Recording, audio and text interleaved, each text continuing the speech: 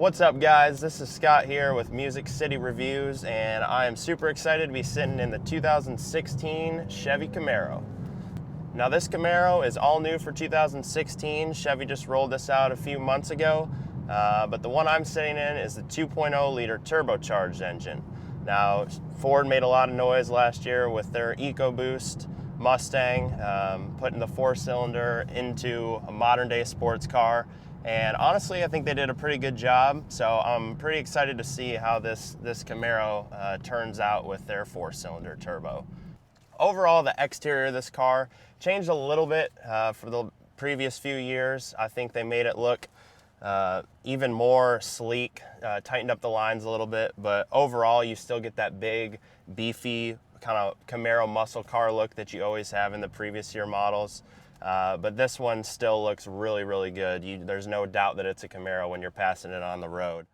As far as the interior goes, one of the first things that you notice when you get in is the dashboard. Right in the middle, you get that big display screen between the tachometer and the speedometer. It really ties in a lot of things that you see in the Corvette as far as technology goes. Right now, I've got it set on just the giant speedometer in the center, but you can do all sorts of things from seeing the G-forces, range, miles, all that sort of thing. But it just adds a really cool look that you don't see in as many sports cars these days. So one other reason why it looks like Chevy really committed to that modern look. At nighttime in the Camaro, one thing that you're going to be greeted with are the awesome interior lights that they added on this particular trim. So on the door sills, right above the center touchscreen, you've got these really cool strips of lighting. You can change it. They have over 20 different colors, and that just helps you kind of personalize it in any way that you want to, make it even more modern looking and really sleek on the inside. The biggest thing, though, that I think that Chevy did with this Camaro that really improved it from previous generations is the weight issue. That was one thing that they addressed that really makes this car a super fun car to drive. They dropped the weight a couple 100 pounds from the previous version, and with the four-cylinder turbo in here, that reduction of weight alone makes a huge difference. So these cars handle corners incredibly well, and that's what makes it fun to drive. Obviously, it's not a big V8 with that kind of screaming sound, but you really can have fun with this car, and that's with the type of drivers that this is going to be attracting. Definitely more of the daily driver type thing, but you can still have fun, and that's my favorite part about it. As always, when you're sitting in a Camaro, one thing everybody talks about is the visibility. Now, as people have said in the past, if you're buying a Camaro, visibility isn't one thing that you should really be worrying about because there's no doubt that it's just not that great. But I will say that in this 2016 model, they did a really good job with technologies that kind of help with that. Backup cameras, rear cross traffic alert, if that's the trim level you want to go with, blind spot monitoring. So there really are other things to kind of cancel out that poor visibility. But I will say that I think they did a better job with the windows. The door sills maybe aren't as high up on the windows they were. No question, though, that those big pillars in the back kind of constrict your view. But I wouldn't say it's something, if you were looking into a Camaro, it's worth not buying because of. It's really not that bad. And once you put your foot into the gas and take these around the corners, you'll forget about the visibility in an instant. You do get 3 different modes, driving modes in this Camaro. You've got Tour, Sport mode, and Snow and Ice mode. Honestly, I can't tell a huge difference between the 3. I think Snow and Ice modes probably take a little bit out of the pedal feel, a little less responsive, less torquey for slippery road conditions, but I can promise you that the owner of this car will not let it see snow once, so we probably won't even know what that's like. I do want to take a second, thank my friend Christian for letting me review this car. He ordered this really right when these Camaros came out. We've been waiting a long time for this review, so very excited. Now, performance. This Camaro is rated at 275 horsepower and 295 pound-feet of torque. Now, with the weight reduction that I mentioned earlier, those numbers aren't as big as even the EcoBoost Mustang, but I've got to say, after driving the EcoBoost and being in this for a little while, you really cannot tell a huge difference. One thing that I think this does a great job of is there's really not too much turbo lag, but when that turbo kicks in, you really feel it. It comes upon you pretty quickly. It almost reminds me a little bit of kind of Speed 3 like.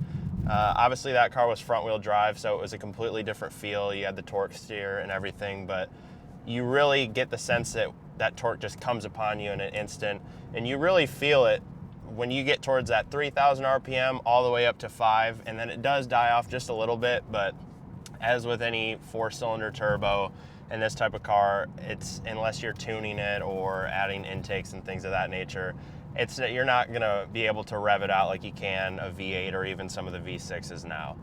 As far as 4-cylinder exhaust notes, that's one thing that's kind of hard to do when you're dealing with that engine. It's pretty hard to replicate the sound of that V8 or even some of the V6s now, but I gotta give it up to Chevy. They did a really good job with this exhaust note. And one really interesting thing that it does, I really haven't heard it in any other car of this type of engine, but when you hit that gas, the second that you shift, you hear almost like a thrust of air from the exhaust, and it just adds to that really cool sound.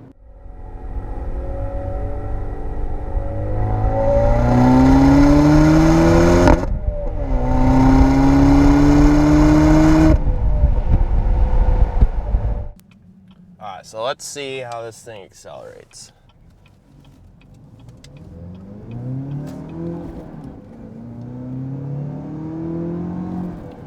Yeah, that'll put a smile on your face. But really, like I said before, there's a little bit of lag maybe. It's really not that bad, but once that turbo kicks in, I mean, you definitely feel it in your seat. It's super fun, torquey car to be in.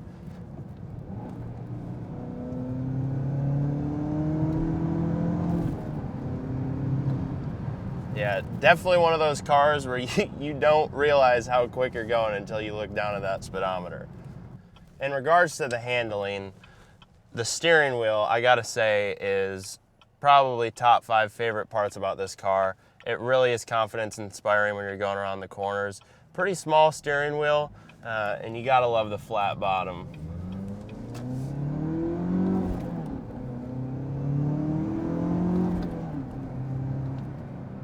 It'll be interesting over the next couple months to see what companies come out with tunes and mods for this car. GM really hasn't had, aside from maybe the Cobalt SS, or I know the HHR even had a turbo 4-cylinder in it that offered a factory tune. But overall, there really aren't that many options to go off of right now in terms of modding these engines. Now this car right now, aside from a K&N filter, is fully stock. But in terms of intakes or even tuning it, we'll just have to see what comes out, and just like anything, that'll add a lot of liveliness to this engine for sure. Just the overall feel when you're in the seat is really comfortable. The seats hug you in really nicely when you're going around those turns. Everything is pretty within reach. I will say the shifter from time to time feels like it's maybe a little far away, like you have to reach a little farther for it, but it's not that bad. The overall feel of it is really nice. You can feel it going into each gear, and that just adds to the fun of driving this car. All right, guys, I want to thank you for watching this video. Like, comment, subscribe. If you've got any ideas for future cars you want to see us review, just let us know in the comments or message us, and we'll see you next time.